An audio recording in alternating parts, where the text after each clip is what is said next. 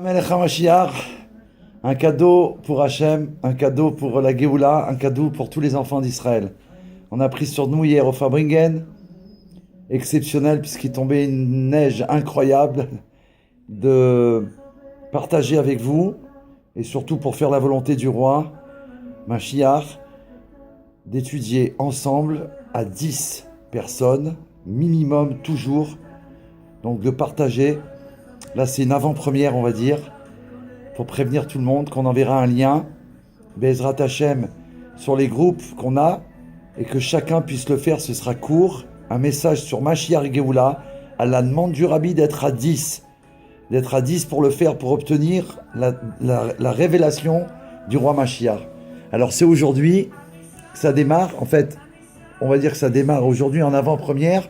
Pourquoi ? Parce que, dans l'ordre, avant-hier, le 11 qui se lève, c'était le jour en 1928 où le Rabbi Melech HaMashiach est monté le Shabbat qui a précédé son saint mariage, le mariage de notre roi et de la Rebbetzin, et c'était donc, il est monté à la Torah, ce Shabbat-là, donc un grand jour pour le peuple d'Israël, pour toute l'histoire du monde. Hier, le 12 qui se lève, on suit, c'est le Rabbi en 1928 toujours qui est arrivé à Varsovie, donc à la gare ferroviaire, pour son anniversaire, pour se marier, pour venir se marier.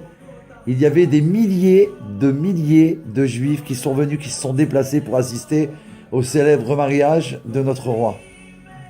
Et le 13 qui se lève, donc c'est aujourd'hui, Baruch Hashem, la veille du mariage du Rabbi. Il faut savoir cette date extraordinaire et historique.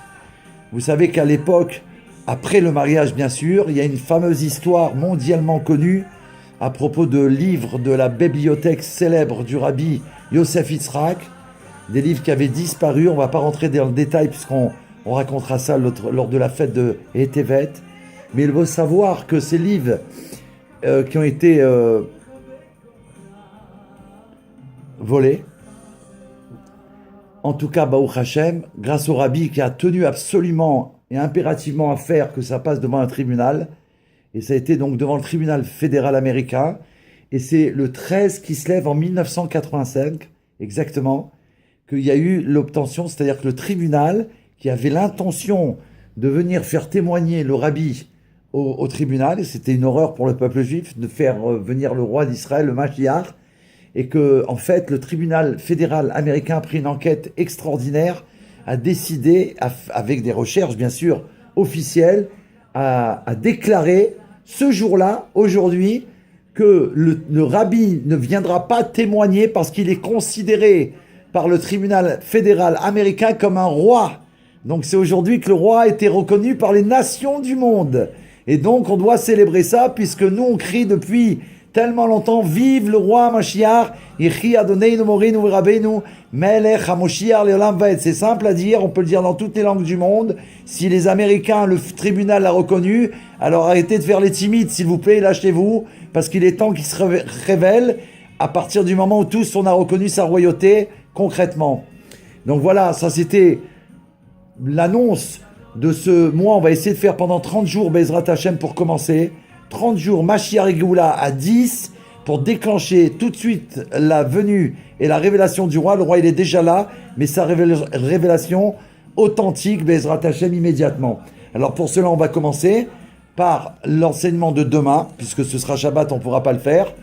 Donc, le 14 qui se lève, un message de Mashiach Géoula, premier cours, en l'honneur du mariage célèbre du roi et de notre reine, Baruch Hashem, de tout le Ham Israël. Donc, fêtez dans tous vos endroits, dans tous les synagogues que vous êtes, ou même à la maison, pour ceux qui ne peuvent pas se déplacer, de faire un grand Lechaïm en l'honneur du roi, parce que ça va être célébré encore dans les sphères célestes, avec bien sûr le maître du monde comme invité principal, invité d'honneur, et tous les tzadikim, et bien sûr nos pères, nos patriarches, Avraham, Yitzhak, Yaakov, leurs épouses saintes et chéries, tous les juifs célèbres du monde et tous les juifs simples qui sont des tzadikim en vérité vont célébrer une nouvelle fois le mariage du roi Mashiach et nous avec. Donc je fais cadeau ça à tous mes frères et je remercie Hachem qui me permet de partager ça avec mes frères pour l'honneur de Dieu, pour la gloire de Dieu et pour son chaliard sur terre, notre roi Mashiach. 14 qui se lève. le titre, on va commencer donc par présenter le livre. Mashiach, jour après jour. Donc on commence nous le 14 qui se lève, en ayant fait cet avant-propos pour la Géoula. Un homme, ce jour-là, bien sûr, on vient de le dire, est la date du mariage du rabbi de la rabbinite, la Rebbetzin Chayamushka. Le rabbi explique. Un homme et son épouse ne forment qu'une seule et même entité, partageant la même âme. On va faire comme ça je peux vous regarder en même temps. Je vais essayer. Peut-être comme ça. Ok. Ceci explique l'immense joie d'un mariage, à laquelle nul autre n'est comparable. Deux moitiés d'une âme, séparées depuis la naissance, élevées dans des foyers différents, dans des communautés différentes, parfois même dans des pays différents, sont réunies par le pouvoir de celui qui siège et qui constitue des couples. C'est un discours du rabbi qu'il a prononcé en 1984. Alors, de même, la joie de l'époque du Mashiach est comparée à celle d'un mariage, car le mariage unira chaque aspect de la création à la dimension profonde de son âme. Quand l'âme se révèle, il apparaît à l'évidence que toute chose par essence procède de l'unité, la séparation étant uniquement due au corps et à l'apparence extérieure.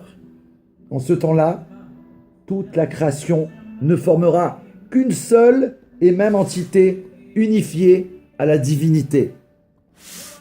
Et cette union suscitera une joie intense, comparable à celle d'un mariage, mais qui la dépassera car le Mashiach fera contracter l'union à l'ensemble de la création. Puisse Hachem nous faire mériter par la prise de décision de faire 10 qui étudient Mashiach Gaoula tous les jours. Donc le Shabbat, on le dira ou avant ou après Bezrat Hachem. On loupera pas un jour Bezrat Hachem Blineder. Que Bezrat Hachem, ça provoque tout de suite le grand mariage de Knesset Israël avec le maître du monde. Donc Mazal Tov à tous les enfants d'Israël, Good Shabbos. C'était Mashiach et Géoula pour l'éternité. Yichya Meler, Retzonenu, Lirot et Malkenu, now.